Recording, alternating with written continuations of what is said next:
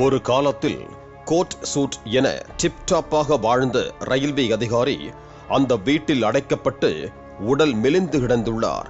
அவரது மனநலம் பாதிக்கப்பட்ட மகள் ஒரு இருண்ட அறையில் நிர்வாணமாக கிடந்துள்ளார். அவரது உடலில் சதை எதுவும் இல்லை.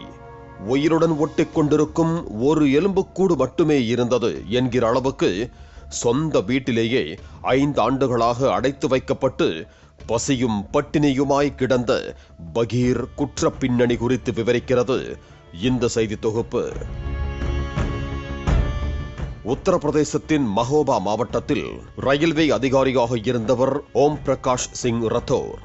இவரது மனைவி 2016ஆம் ஆண்டில் இறந்த பிறகு தனது 27 வயது மகளுடன் தனி வீட்டில் வசித்து வந்தார்.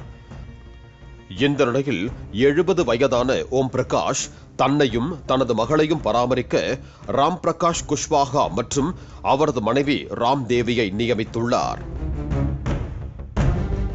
ஆனால் பராமரிப்பு பணிக்காக நியமிக்கப்பட்ட ராம் பிரகாஷ் ராம் தேவி தில்லுமுல்லு தம்பதியரோ முழு வீட்டையும் ஆக்கிரமித்ததாக கூறப்படுகிறது. அதாவது மேல் வீட்டில் வசதியாக குடியிருந்த தந்தையையும் மகளையும் கீழ் அறைகளில் அடைத்து வைத்து முறையாக உணவு கொடுக்காமல் பராமரிக்காமல் இருந்ததாக குற்றம் சாட்டப்பட்டது.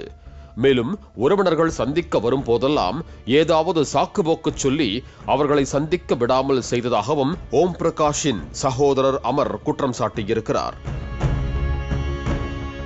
இந்த நிலையில் கடந்த திங்கட்கிழமையன்று ஓம் பிரகாஷ் இறந்து விட்டதாக வந்த செய்தி கேட்டு வந்த குடும்பத்தினருக்கு அதிர்ச்சி காத்திருந்தது. ஓம் பிரகாஷ் உடல் முற்றிலும் மெலிந்து கிடந்துள்ளார். பசியால் வாடிய அவரது மகளும் 80 வயது முதியவரை போல இருந்திருக்கிறார்.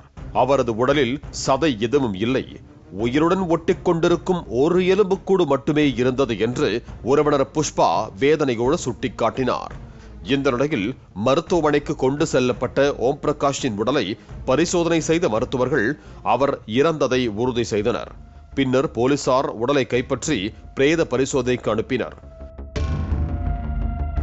ஒரு காலத்தில் கண்ணியமான வாழ்க்கை வாழ்ந்து எப்போதும் சூட் மற்றும் டை அணிந்திருந்த ரயில்வே அதிகாரியின் துயரமான சூழலை கண்டு ஓம் பிரகாஷின் அக்கம் பக்கத்து வீட்டார் அதிர்ச்சி அடைந்திருக்கிறார்கள். தற்போது அவரது மகளை மீட்ட உறவினர்கள் பராமரிப்புக்காக வந்த வீட்டை ஆக்கிரமித்து அவர்களை பட்டினி போட்டு சாகடித்த குற்றவாளிகளுக்கு கடுமையான தண்டனை வழங்க வேண்டும் எனவும் புகாரளித்து கோரிக்கை விடுத்திருக்கிறார்கள். பிளே ஸ்டோர் மற்றும் ஆப் ஸ்டோரில் இருந்து பாலிமர் செயலியை QR கோடு மூலம் பதிவிறக்கம் செய்யுங்கள். செய்திகளை உடனுக்குடன் பெறுங்கள்.